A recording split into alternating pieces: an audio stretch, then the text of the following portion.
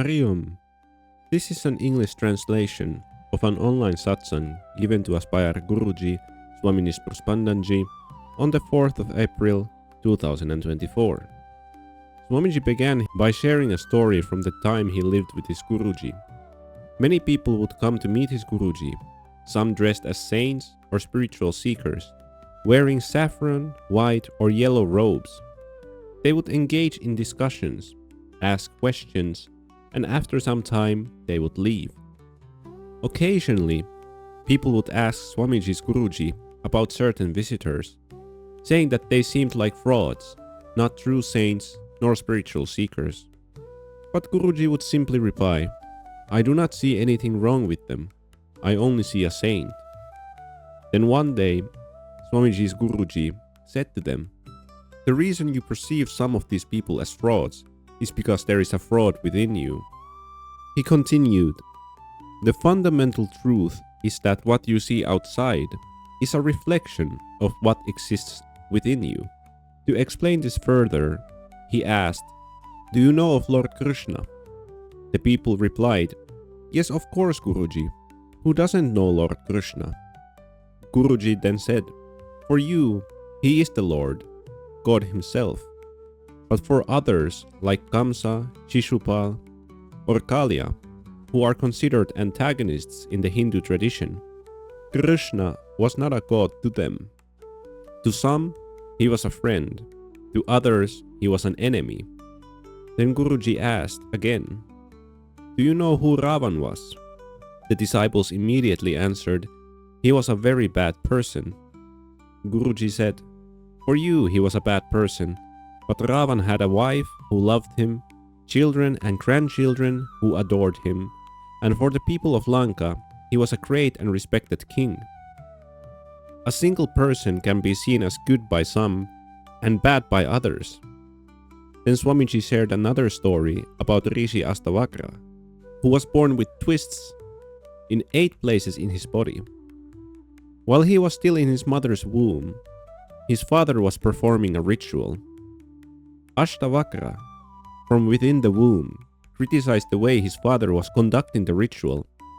His father was surprised but continued. When Ashtavakra criticized him again and repeated this a total of 8 times, his father grew furious.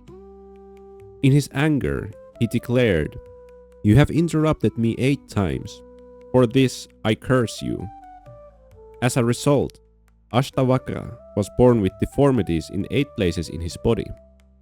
That is how he got his name, Ashta meaning 8 and Vakra meaning bends, one who has 8 bends. Despite his physical condition, Ashtavakra was a Brahmagyani who possessed complete knowledge of the material and spiritual worlds. Once, when visiting King Janak's court, the people in the court stared at him because of his unusual appearance. Seeing this, Ashtavakra exclaimed, "I thought this was a gathering of wise men, but all I see here are cobblers." This is because cobblers concern themselves with leather, the skin of animals, because they make shoes out of it. And these people were all looking at him for his skin instead of who he was inside. Swamiji's Guruji would often say, "No matter what color clothes a person wears, whether yellow, orange or white, respect the attire of a saint. Even if someone is pretending to be a saint, we should still respect the saintly robes they wear."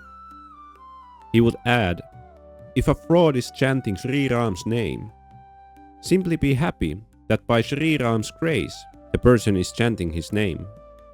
Whenever someone dressed in saffron robes visited Guruji, he would welcome them with folded hands, treating them with full respect and performing all the customary courtesies. Because of this respectful treatment, even those who may have initially been fraudulent would undergo a change. Another way to understand this is through an example. You have a mother, the one who gave birth to you and loves you. One day, someone offers you money to accept another woman as your mother. Would you do it? No. The same applies to your guru. Some people, out of selfishness, keep changing gurus, but that is not the right thing to do. If you truly understand this, you will not be lost in endless searching. Some people say that their faith, bhav, was shaken because someone spoke ill of their guru. But in truth, the fault lies in our own perception, when we look at the world and focus on the faults of others. Swamiji gives an example of who had many disciples, some of whom had reached high levels of spiritual enlightenment. Yet, when negative things were said about him, many of his followers lost their faith and spiritual progress. The question is, why did they believe those words? Why did they allow their faith in their guru to be broken so easily? Swamiji also explains how people tend to think, if something good happens, we credit ourselves. But if something bad happens, we immediately look for someone else to blame, refusing to acknowledge our own responsibility. This is why Swamiji's guru welcomed everyone with an open heart. He gives an example. Have you seen a thorn turn into a flower, or a flower turn into a thorn? In the same way, we must learn to remain in our own true state. Always focus on understanding yourself. When you are firmly rooted in your being, no one can disturb or negatively influence you. Swamiji further illustrates this with the example of a bucket. If you drop a bucket into a well, it will come full or empty, depending on what is in the well. The bucket itself has no say in the matter. Similarly, if someone insults you with harsh words, those words act like the bucket. They simply draw out what is already inside of you. If you are filled with anger, you will react with anger.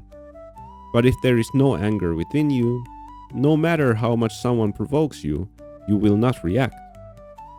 The key lesson is, what comes out of you is a reflection of what is within you, not something created by others. Swamiji explains that a true seeker must hold on to three essential principles: bhav, a deep unwavering state of being; bhakti, devotion, wholehearted love and dedication to the divine; samarpan, surrender, a complete offering of oneself to the divine will. To illustrate this, Swamiji gives the example of a crane. A crane stands still in the water, waiting patiently for the right moment.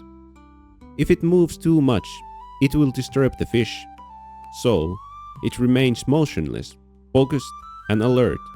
Then, when the right opportunity arises, it swiftly dips its beak into the water, catches the fish, and flies away. We should not be like the crane, developing focus and stillness only to abandon them as soon as our material needs, whether emotional or physical, are fulfilled. We must not sacrifice these three key principles: bhav, being; bhakti, devotion; and samarpan, surrender, for the sake of material pursuits. Swamiji once again shares the example. It is the surrender of the seed, its willingness to destroy itself, that is the most crucial factor in its growth, even more than the water and sunlight that come later. If the seed is not ready to surrender, no matter how much water it receives, it will only rot instead of sprouting into a plant. In the same way, a spiritual seeker must be fully surrendered, fully devoted, and remain unwavering in their true being. Hari Om. Hari Om. We invite you to deepen your spiritual exploration with our newly launched ebook, Dive into the Unknown. This book offers invaluable insights by Swamiji that will guide you on your path of self-discovery and inner transformation. This book is available on all Amazon platforms across the globe. You can find the link in the description below.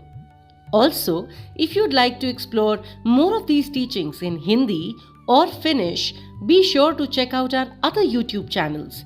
Links to those channels are in the description below.